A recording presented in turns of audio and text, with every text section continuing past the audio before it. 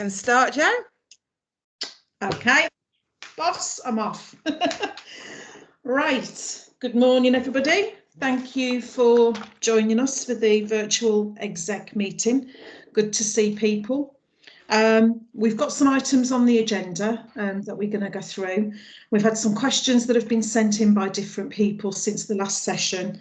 And then obviously, as always, there's the opportunity for anybody to ask any burning questions that they've got or update us on anything that you think it would be useful for everybody to know and share, really. So the things I've been asked to give an update on is the care and support changes. As most of you will have heard, I'm leaving the organisation in September. So I was just going to give you a bit of an update on what's happening in relation to the arrangements for when I've gone. Laura's going to give an update on quality and the quality audits and the role of the quality team. Lana's going to update us on the amazing amount of I Do ACE awards that we've been giving out recently. I feel like that's all I do at the minute is present I Do ACE awards, which is brilliant. That's exactly what we wanted and where we wanted to be. And then Leslie's going to do a bit of an update on Springfields for everybody. And Lana is going to try with technology to play the fly through. For anybody that hasn't already seen it, that might inspire you to go along and have a coffee and have a little look at our latest kind of design of extra care housing. Then, as I say, we've got some questions that have been pre-populated, which is always great because it means I'm not on the spot with the answers. But then we'll do the on-the-spot ones. If you've got any difficult ones, this is your opportunity to ask them. So, in relation to the care and support department changes, as per the email from Chan, I've secured a position with Extra Care Charitable Trust. And as some of you, Louise, you'll definitely know, Leslie Ann, extra care housing is something I'm very passionate about, and it's an area of work that I love.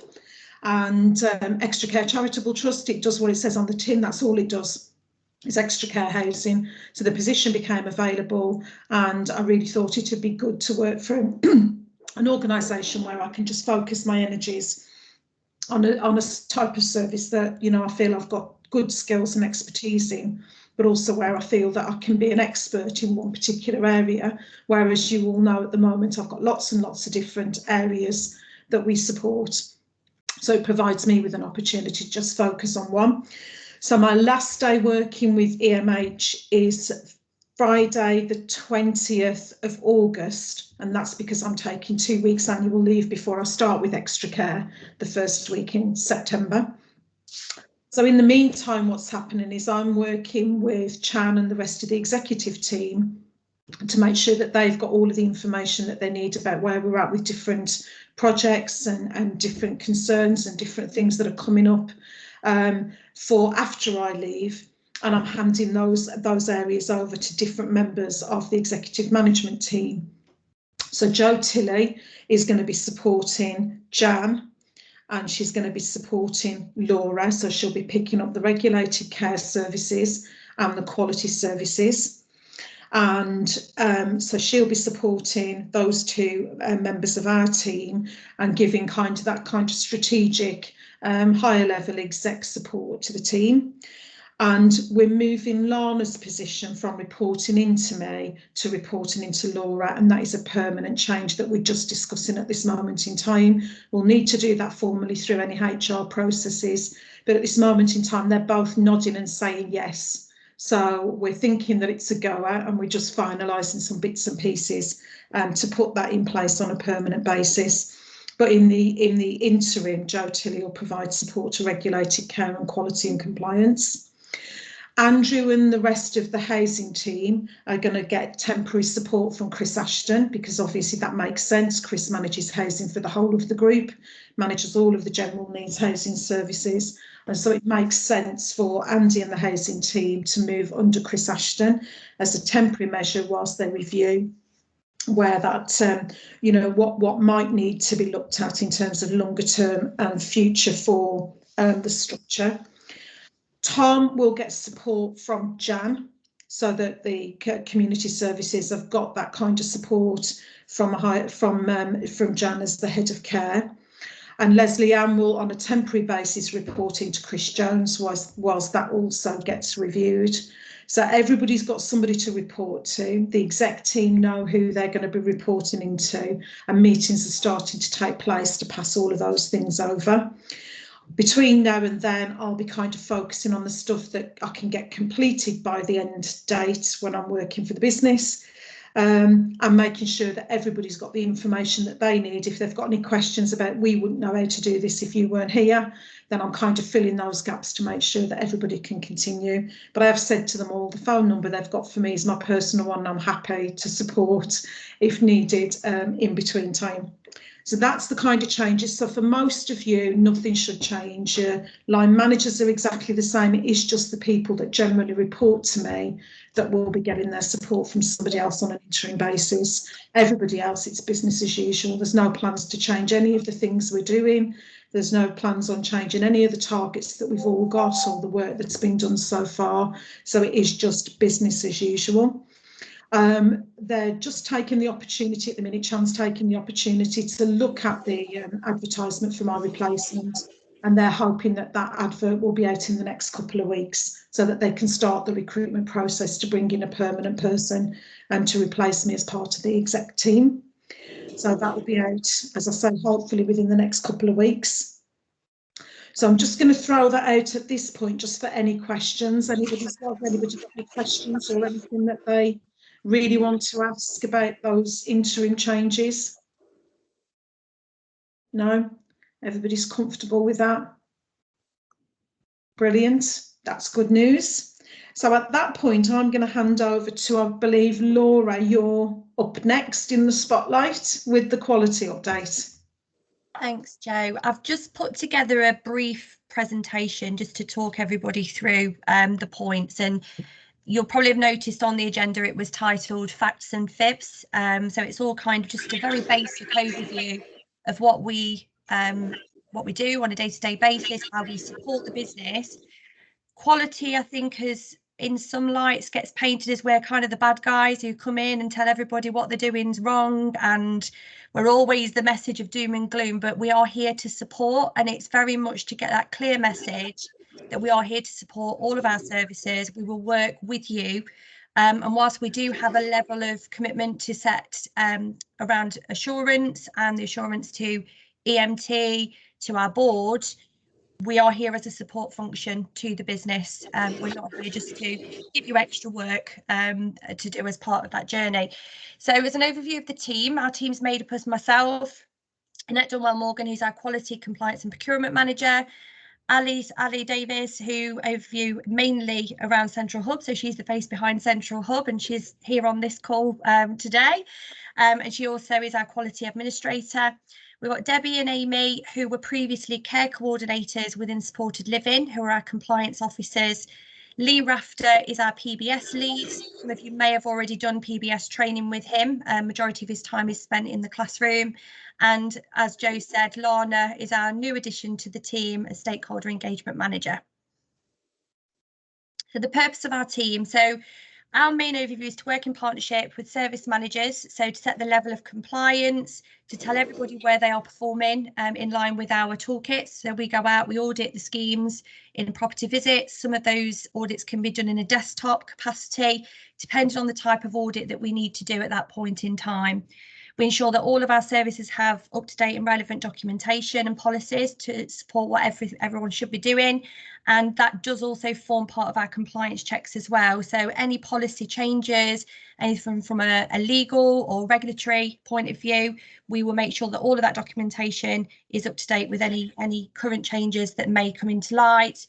And we make sure that all of the staff team are chapter and versed on that as well. We develop new processes. So we've got Springfields that's coming up, a very new scheme. So I know our team will be working with that scheme to ensure that they are all ready to move forward with documentation, policies, any training that the staff might need. So we're there to support from any new services that come on board.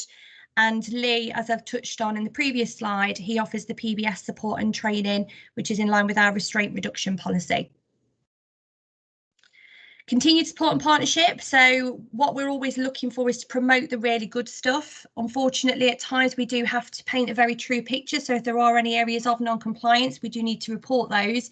But we're all about coming together as a business, shouting from the rooftops about the really good stuff that we do as well. So the I Do Ace stuff, we've recently put in place our reward and recognition. So what we now do, if the audit produces either a good or an outstanding audit compliance level, we're now introducing certificates, so that can be shared with the team members. So hopefully that will give them a real pride in the fact that they've been part of that contribution to that score. And we're always looking for areas, so promoting that good practice. So anything where we can demonstrate that within our services, we do try and do that as part of those audits as well. Annette's role is part of her role in the procurement is to identify new business opportunities, tender submissions. So again, we're always working in the background to look at enhancing our business portfolio. And from Ali's perspective in Central Hub, she maintains and logs the incident accidents medication reporting and safeguarding reporting as well.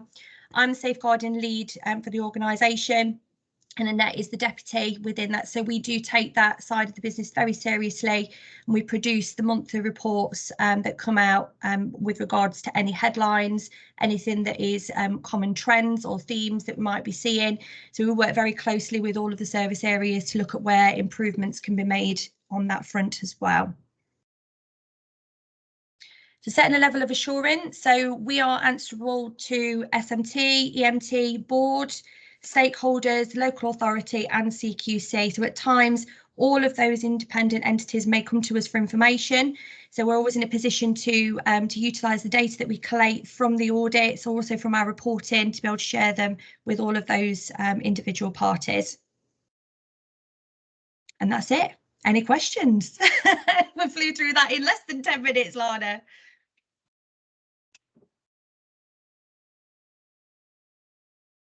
Can't see if anybody has got any questions. Oh, I can see everybody again now. No? It's me out the hot seat then. Obviously very thorough. Try my best, Andy. You know me. Part of compliance.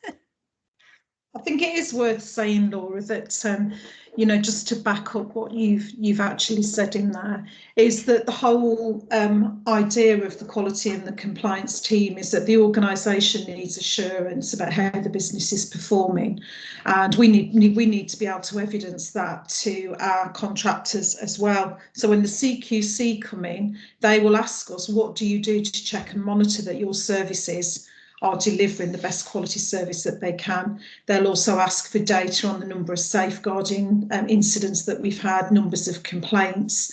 And so the idea of our internal department is that they've got all of that information, and we can use that as evidence to show that we are proactively looking at how we manage the services effectively. So it is there as a tool, and it's also there as a helpful tool for managers, so that when you've had that audit, it gives you an idea of the stuff that you should just do as part of your day-to-day.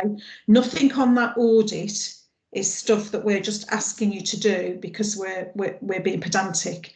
Everything that is been developed in that quality audit tool is what we have to do. None of it is the kind of really nice to do stuff. It's what we have to do to be compliant with our contractors, with our regulators, with health and safety compliance. So all of it is kind of what I refer to as the non-negotiables. So I think I was just going to say, I think my dog's going to bark because the post person's just come. So I'm going to go on mute and I'm going to hand over, Lana. I think you've got another presentation next. I think it was just to give an update on the I Do Ace before I hand over to Les. So in terms of the I Do Ace thing, you know that we've had it for quite a long time in the organisation, and when we went into lockdown, people working from home, Joe used to visit staff and give the presentations out personally. So we moved to virtual I Do Ace nominations, and we would on average normally receive over the year probably about 8 to 10 through the whole year for nominations. Lana, sorry, can I just stop you? We've got quite a few new people who just started within the last week on the call. Could you just explain what the I Do Ace is? Of course, yeah, good point, Les. Yeah, so I Do Ace, it's in line with our values, the group's I Do Ace values, and it's a way of recognising staff that's gone above and beyond.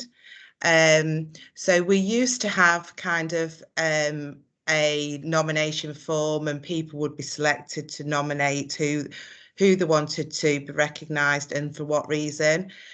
What we've kind of moved towards now is really, if people feel that a colleague, a team, someone that they've worked closely with feel they want to be recognised, you know, let's celebrate that recognition. So we've moved away from that nomination form, and we now actually recognise everybody that's been nominated through the IDOACE. So, and the process is for people to contact me to let me know who they would like to be recognised, and then we're arranging the presentation virtually. And that presentation is with Joe, and also we include the person that's made the nomination and their manager or head of service. So, like I say, it would normally on average we'll get a maximum of 10 nominations through the year.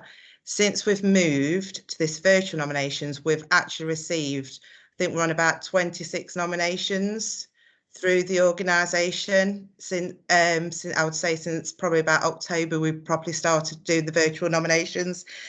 And it's really great because we're receiving them across all areas of the business now. So I would say every area has had a nomination, extra care, nursing, housing. But we've also had nominations from families. They've seen it because we promote it on our social media pages, and they've actually contacted me to say, I want to nominate the staff team at the nursing home. I've seen that you do this. Can they be recognised? But we've also had frontline staff nominate their managers. We've had staff nominate their colleague that they work alongside to say, they've supported me. It's a new role for me. I want to say thanks for supporting me. So it's brilliant now in terms of the way we've moved to IDOACE, and it was really just to keep promoting that it's there for you to nominate the staff team. We had recently in the housing team a staff member that wanted to nominate someone on the contact centre for group. So it wasn't a staff member for care and support, but actually the person on the contact centre helped them in a difficult situation at a time of crisis, and they wanted that staff team to be recognised for that. So it just goes to show how diverse this recognition is, and how, you know, we are recognising all staff members now.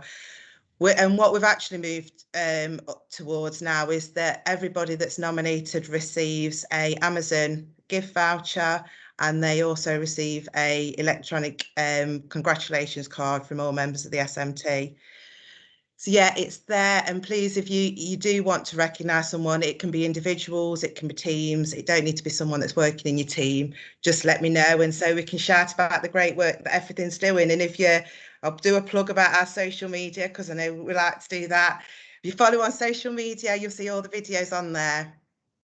So yeah, keep them coming in, really, is what I want to say about the IDOACE. And then I think I'm going to hand over to you, Les, to do Springfields, and I've got the video ready.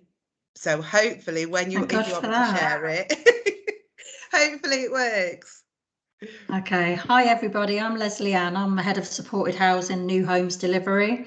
So I work closely with care and support and development to look at opportunities for new schemes. So whether that be schemes for people with learning disabilities, mental health problems, temporary accommodation, extra care. We're always looking for opportunities to build new developments. So I started a year ago, and Springfields was already in development. I think they just started the build. So Springfields, if you don't know, is going to be an extra care scheme. It's in the posh market town of Ashby de la Zouch. And it's due to open, I say this very loosely, on the 1st of September. And that's because it was due to open on the 1st of April, then the June, July. And obviously because of COVID, there's been some delays, and also there's been, who knew it, there's a national shortage of painter and decorators.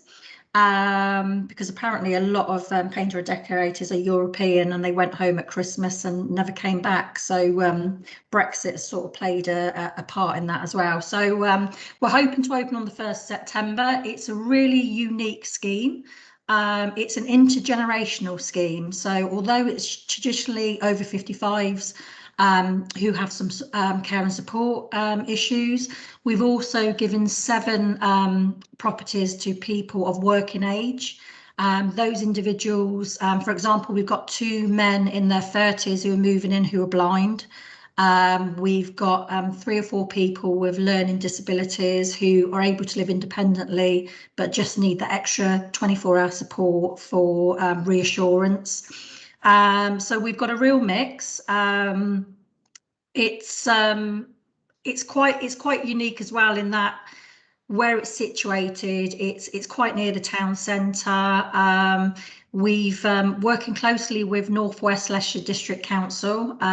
They gave us some money towards the scheme, so we've got a nominations agreement with them that people will have a local connection within the North West Leicestershire District region, and we're also working closely with the County Council. It's absolutely beautiful. It's a mixture of 1 and 2 beds. And it's also got 15 shared ownership properties. So really great news that one individual who's 25 years old and who has Asperger's is buying one of the properties. And we've got another person also with autism whose parents are helping them to buy a property as well. So it's getting people who wouldn't normally be able to get onto the housing market onto that market and had to have 10-year security. It's got a very big bistro. And that's being run by a local businessman. So he's open at 11 o'clock and that will be open to residents and non-residents. He's doing mixtures of menus. He's even getting a alcohol license so he can serve Prosecco and beer for people who are in the restaurant. And in the evening, it's being turned into a formal restaurant. So if residents want to dress up a bit and come down, they can actually come down and actually have a formal meal, and likewise trying to include members of the community. So all family, friends and residents have a 15% discount. So it's going to be really, really exciting. And also we've had loads and loads of interest from the local community who want to come in. So we've already got charitable organisations that are going to be utilising our community hub to bring people into the scheme. We want it to be vibrant. We want it to be part of the community. And so, you know, that old traditional, we don't want outsiders coming in, which can happen in extra care. We've been really clear with everybody moving in that this is a community hub. It's going to be vibrant. You don't have to join in, but it's probably going to be a very busy environment. So everybody's sort of brought into that from the very start. And we've also got a hairdressers and salon, which I'm shortlisting for. We've had about 20 applicants from local hairdressers to open the hairdressers and salon. So yeah, it's really, really positive. We've got a balanced community. So we have a third of people who have no care needs whatsoever or very low care needs, a third with medium and a third with high. And we're working really closely with the local authorities to ensure that that balanced community is in place. And actually they've been really supportive of that. Sometimes it's very much, they may try and press you to take very high care needs individuals. We've been really clear, it's not a care home, it's not residential, it's an independent living scheme. So yeah, so from September we'll be open. So I'd encourage everybody to come up, even bring your families for a meal. Staff also get a discount. So if you're ever in the area, pop in. Any questions? Oh, that's nice. Over to you, Lana. Did you want me to try and share the fly through? Yeah, you can show, yeah, if you can see. Hopefully this way. Joe being Joe asked me to do this about 2 minutes ago, Les. So yeah. Good old Joe. Yeah. Let's see how this goes. You'll miss me, Lana. You'll miss me. Oh my, I won't. Right, let me just close this one. Bear with me. And we'll see. Right. Hopefully. And that. And then we'll go.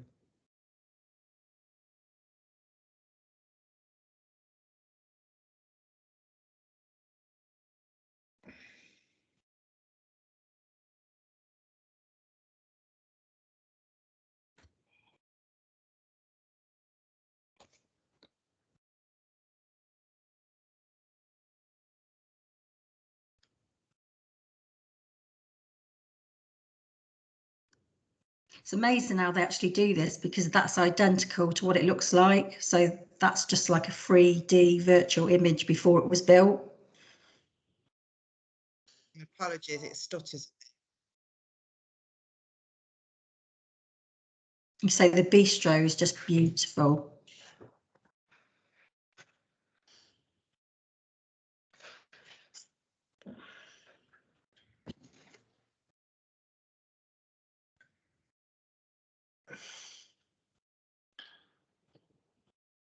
I think I might move in, Les. I know, honestly, it's so nice. We've actually got a daughter moving in, and then her mum came to see it, and now she's moving in as well. Oh, that's nice. And the aunt's also moving in.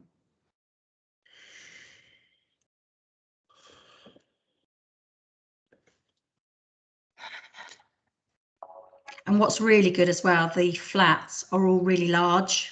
They're not small, they're really large areas. And the bathrooms are actually beautiful.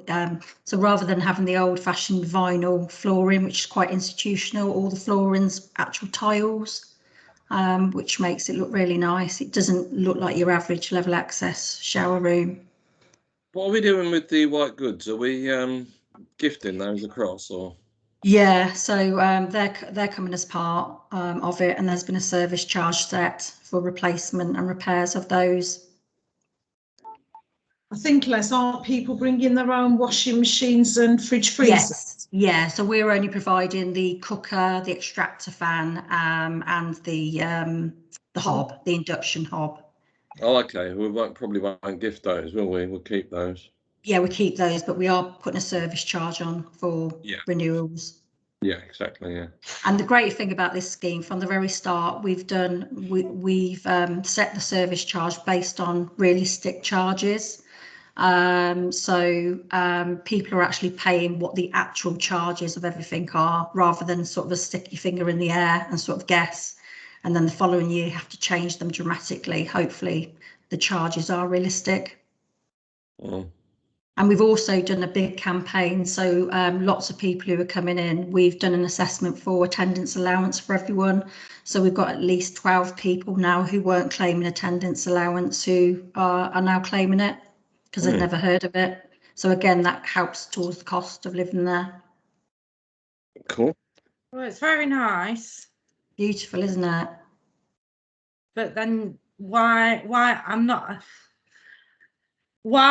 is it that we've got supported living services that are in state of disrepair and there's no money to pay for the repairs, but then you're building all these nice new fancy flats? And Sorry, I can't see who's speaking there. Sorry, who's that? I think it's Donna. it's Donna.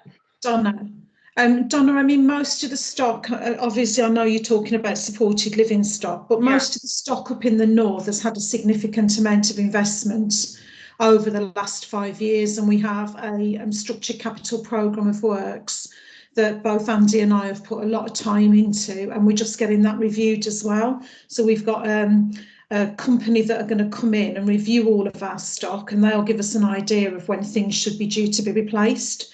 So in a housing association, what happens is when we fit a new kitchen, we put a lifespan on that kitchen. So usually for kitchens, it's 25 years, and for bathrooms, it's 30. Then I think it's 50 years for a new roof and 20 odd years for new windows. So all of your big expensive stuff is called a capital programme of works. Right. And then obviously you've got your internal decorating, which is communal areas only. So we don't do people's bedrooms, that's their responsibility. And what we've worked on there is, I think it's a 3-year programme, Andy, that we've put in for cyclical painting on those properties now. No, to be fair, we've gone with what it says in the tenancy, which is 5 years. Yeah. And so what that means, quickly in the nursing homes, of course, that's every 3. So yeah, I knew there was one that was 3. So basically, Donna, what we do is we put that bit of money away every single year. So each year we've got a pot of money that can cover what should be done in that year. For the best of my knowledge, in the last 5 years, when I first came, most of the complaints that we had from relatives was around the disrepair of the properties. And I'm not hearing that as much now. We do know we've got a few properties where there is some work that needs to be done, but I don't think there's many. So if any of you or your team are working in properties, usually people tend to tell us about it, and then they come to Andy and I, and we look at those in the property meetings, don't we, Andy? And I think we've got most of them bottomed off now. So if there are any particular properties that you feel are properties that need a lot of work doing, then obviously let us know. But as I say, we have got some work being done this year to give us a much more focused process for how we spend money to make sure that the properties are kept up to date. We will do the survey again, of course. We do a survey every year to get feedback as well. So yeah. Is there anywhere in particular, Donna, that you were overly? Well, I think you know which property I'm talking about. I've been trying to get that redecorated. It hasn't been decorated for 20 years. Is this Cressy Road? Yes. Cressy Road was having a new kitchen. Yes. And a new bathroom, and it was meant to be redecorated. I think it was 2 years ago, Lana, when we visited, and they were waiting for the kitchen guy to go at that point in time when we went. It's probably, I think 2018 you went and visited that property. Yeah. The kitchen that they actually put in is dropping to bits already. It's just been in over 2 years. And like I say, I've got a void room. I've had 2 inquiries in the last 2 days. I cannot show anybody around that property in the state that it's in. And I've had 6 inquiries about that void room since April. Right, okay. And that's something, Donna, that we need to flag up with the housing team, because obviously Andy, poor old Andy, will be the one that gets beaten around the head with something heavy if he's carrying voids for a very long period of time. So the letting of the properties is the responsibility of Andy and Andy's team to make decisions about those properties being let or not let. So they should be involved in that process. And if there's a property where we're not letting the room because it's that bad, and I don't remember Cressy Road being that bad when I visited, but it has been a couple of years ago now. It was basically that it just needed some updating and redecorating. But I think anything to do with the properties, you and your colleagues in supported living who are responsible for the care need to be having that close dialogue with Andy and Andy's team, because Andy's job is to make sure that we're renting them out. If we can't collect the rent on the properties, then obviously our budget reduces as well. So it's in everybody's best interest that we can make sure that the properties are of a good lettable standard. So thank you for raising it, Donna, and I'm sure Andy can get somebody to go down and have a look at that property. Andy's been to have a look at it. I mean, we are waiting on a survey, but it's like I say, I mean, I have actually, yesterday I had an inquiry, spoke to social worker, they want to come and have a look, and it's like, yeah, I can, but I need to give them some sort of time scales as to when the work will be done, because I can't be doing this 2 years down the line again. When when we do our property sort of checks every year, that was one of the first things that I put on for Cressy Road, that it needed redecorating in all communal areas. And this is what, 2.5 years on, I'm still waiting with no sort of timescale as to when the work will be done. And in the meantime, you've got 2 service users in there. One refers to it as a dump. That's, it's not good. So, I mean, just to say, as you know, from when we visited, you also identified there's some damp there, so we need to Yeah. Damp survey has been ordered, so you should be getting, if you haven't already been contacted, you should be contacted sometime over the next day or 2, certainly this week, to arrange that. But until we've boxed that off, we can't go ahead and decorate, because we might well have to undo all of that decoration in order to deal with the damp. So I can't give you a time scale, and you understand why, Donna. So we all would like a perfect world, but I can't give you a perfect world, I'm afraid. So it's frustrating that 2.5 years on, I'm still trying to get it done. Okay, well, We'll pick that up, Donna, and make sure that everybody's being kept in the loop. But as I say, there has been a considerable amount of investment into the charity stock over the last few years, and we've presented that on numerous occasions, haven't we, Lana? Numbers of kitchens, bedrooms, new windows, you know, new furniture in the communal areas, etc. And it did have a new kitchen, and if the kitchen's not of the right standard and there are issues with the way it's been fitted or the quality of the kitchen, then we need to be picking that up with the people that fitted it. So, but yeah, thank you for raising it. And as I say, if your colleagues have got any issues with the properties, that Andy and his team are always willing to listen and to come out and have a look and try and get that situation sorted. But yeah, thank you for that. And in terms of the pots of money, that building of Springfield is a completely different pot of money. So development comes from, sometimes it's from grant funding, and then the rest of the time it's from the development pot that we've got within the group. But the Springfield development is funded by EMH Homes, which is the big, large housing association. And obviously the charity properties, it's the money within the charity that's used to do any repairs, capital programme of works and things there. So we are talking about two different bits of the business. Although we're all one group, there are all different pockets and different bits of money that we can use for different things. And the development pot is a very, very different pot that's managed in a really different way, because we collect funding towards those developments from the government, because we know nationally there's a massive shortage of housing and a massive shortage of housing for older people as well. So that they are funded in a different way. So it's not like we're using the money where we would have used for the kitchen at Cressy Road to build Springfield. It's a very, very separate pot of money.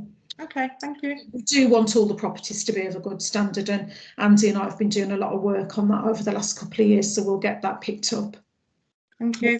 Thanks for raising that. Has anybody got any other bits on that? If you do have the chance to pop down to Ashby, it's a beautiful little place to visit anyway for anybody that's not been. It's a lovely town, and it's literally driving. It's about 3 minutes from the town centre. Yeah, if that, very close. So if you're ever out that way and you want a coffee, or you're having a team meeting and you want somewhere to hold it and you want to use, you know, the facilities at the new scheme, then yeah, by all means go and have a look. But it is really nice, I think, and shows the progression that we've made on new developments over the last few years as well. I guess in the spirit of long live the king, you know, the king's dead, long live the king, I'm actually meaning more the property. I mean, Springfield nearly done. What's next, I guess? Have we got what's in the pipeline? Yeah, there's a few things in the pipeline. So we've got a couple of smaller learning disability schemes, which are blocks of 12, Henson Park and Standard Hill, which are coming up, hopefully.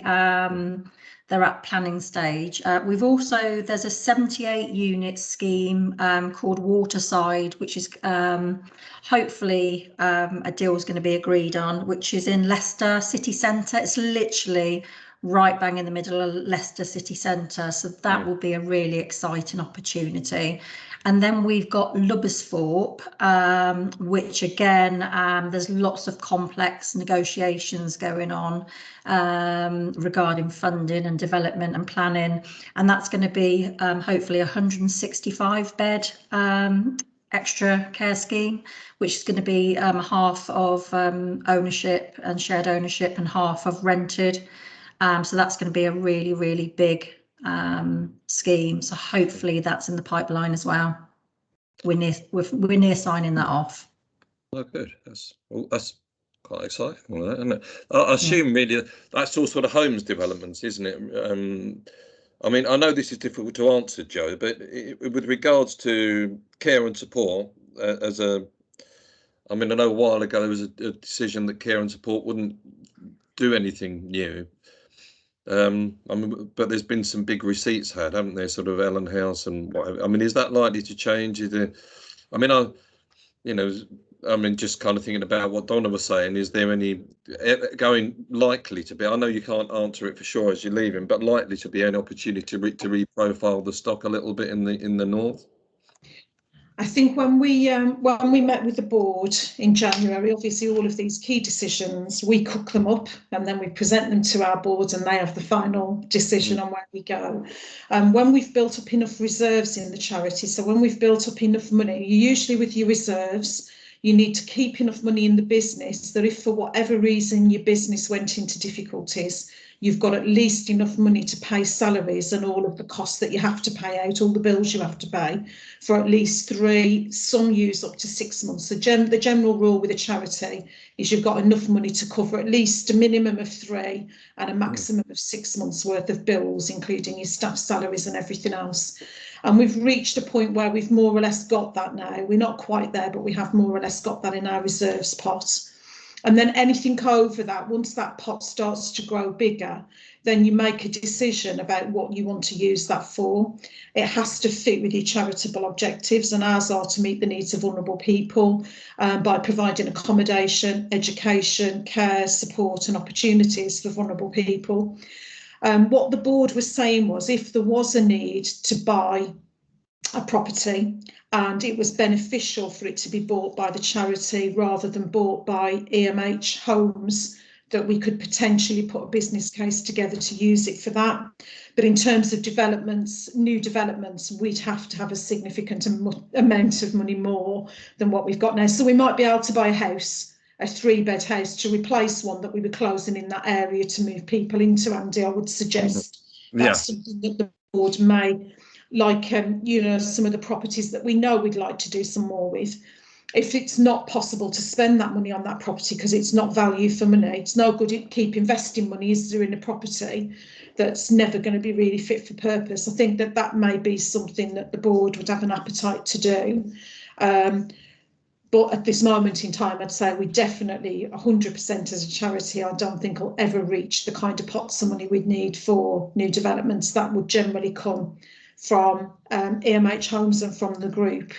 And then Care and Support would manage it on behalf of the landlord, or they'd continue to manage the property side of it and we would pick up the care. So that's where the partnership becomes really useful, because in Care and Support, over the last 5 years, we've brought in an additional over £3 million worth of additional income.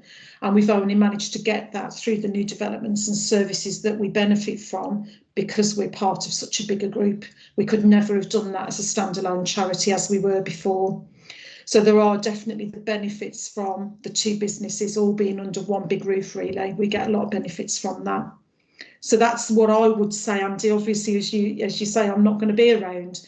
But I think if there were business cases that this property really needs to go, we can buy a property in this area for X amount of money, and then we could decant people into there and sell the other property on. I think they're the kind of business cases that possibly the board and the exec would support. Okay, thanks. Thank you.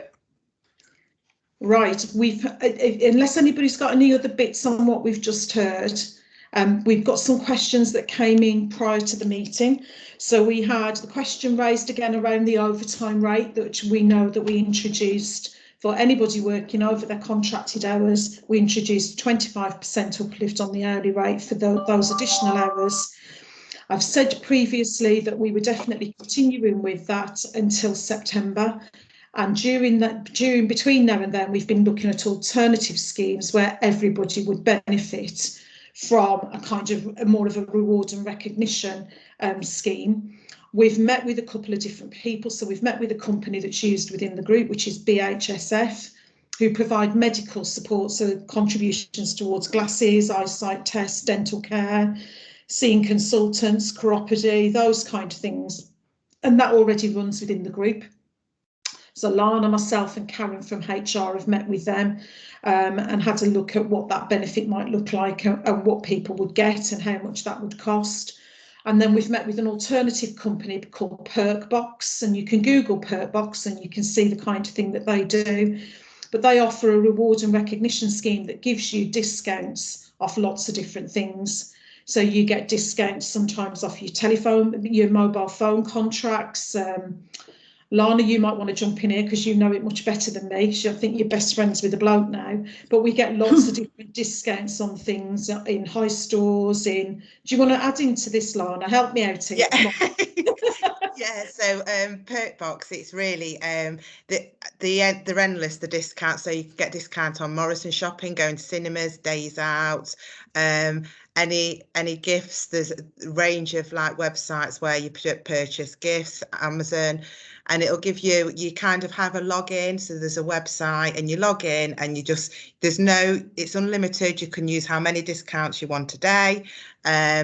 But they also have other things in terms of health and well-being. So they'll send you free like videos about doing a bit of yoga or mindfulness activities. But then in addition to that, they also have a reward and recognition platform.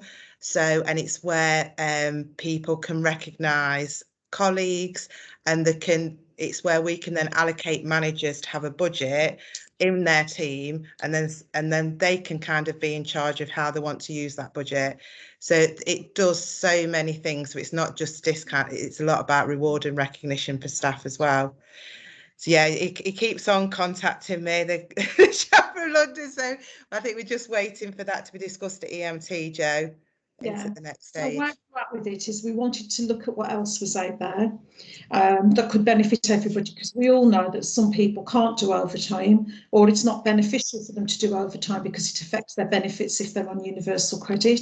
Some people can only work, their contracted hours because of childcare or parent care or carer responsibilities.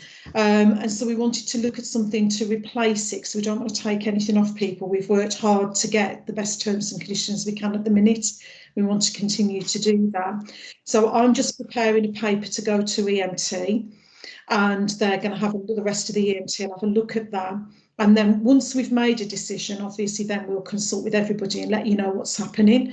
But in the meantime, the time and a quarter will continue until we've reached that point. It has also come out through the Barrett's survey and the Barrett's work that we've been doing, that there has been questions around reward and recognition from other areas within the business as well. So we may want to tie it all in together and review something that might be more beneficial for the whole group, rather than just doing something different in care and support. So that may mean it takes a little bit longer, but until we do that, we'll keep everybody updated. And that's kind of where we're at with that reward and recognition bit. So yeah, so the overtime rate will continue until such a point where we've looked at other alternatives for that. We also had a question about, again, terms and conditions, and it was around maternity pay.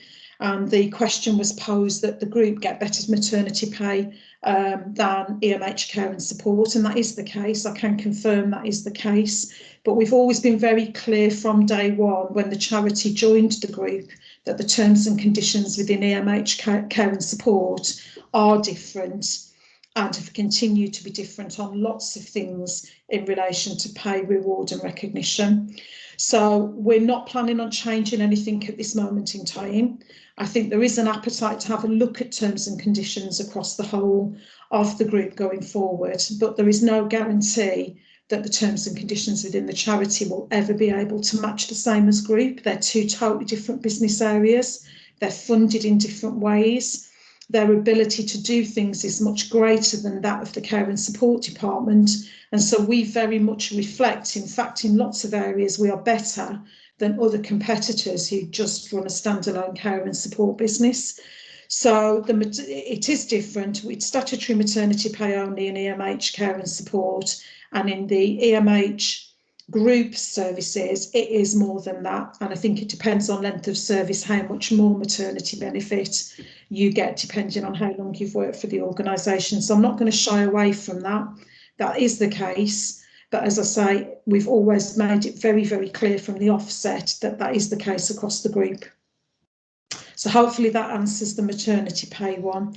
And then we'd had some questions. Obviously, we all know that there's been lots of changes over the last few months in the government's response to COVID. And as we all know, as a result of some of those changes, we have seen real increases in people contracting the virus, not necessarily in the way that they were before, where it meant that they were hospitalised and we had a high rate of death, but we have seen a real high rate of infection. And in the organisation as well, in the last few weeks, we've seen more people being tested and confirmed as positive for COVID. At this minute in time, Tom and the rest of the senior management team are looking at our approach to this. And there's some things being sent through to the coronavirus team who meet on a weekly basis with people from across the rest of the group. At this minute in time, we're advising everybody you continue with the guidance that's in place. So we continue to wear masks when we're supporting vulnerable people at all times. We apply social distancing wherever possible for us to do that. And we're still continuing as we were before. Now, obviously, we know that some of that may have to change because people themselves will want to exercise their right to be able to mix more. And we can't tell people who have capacity that they can't go out and mix more with wider groups of people. But what we can do is put controls in place to protect you as our workforce. And I think in our vulnerable services, we are likely to continue to say that masks will need to continue to be worn when we're supporting vulnerable people in a close and personal way. But that's all going through to the coronavirus team to be reviewed. So your message back to all of your teams is, for the time being, we continue as are until we've had an opportunity to review it. I think if I was working with vulnerable people, I'd still want to advise them to err on the side of caution. Infection rates are rising. They need to protect themselves and the people that they mix with. So I'd be providing that advice. But as for what people do, if they've got capacity and they can make those decisions, we can't prevent them doing what they want to do outside of our environments. In our environments, obviously, we have more control over what we expect of people that live particularly in communal settings. So that's the bit that we want to do a bit more work on. But I think all of you, I know how passionate you all are about the services we provide. And I'm very sure none of you would want to feel that any of our actions inside the workplace are putting people at risk of contracting the virus. So that's kind of the message in relation to COVID that we're using at this minute in time. And that is all the questions that we've had sent in. So the floor is now yours, really. If you want to stick your hand up, virtual hand or real hand, if you want to do it that way. And we'll do the best as we can as a team to answer whatever questions you might have, or anything that you want to comment on. Obviously, it's your bit of the session, and I hand it over to yourselves.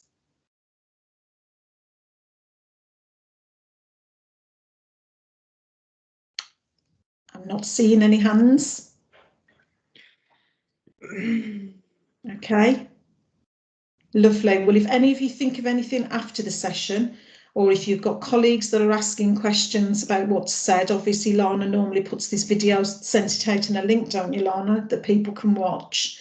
And if any, oh, I've got a hand off, Donna.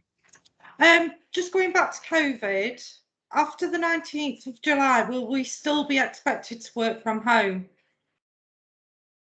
My understanding is care coordinators are not being asked to work at home at this minute in time. I think that you're being asked to be out in the services, providing support and keeping and getting all the documentation up to speed.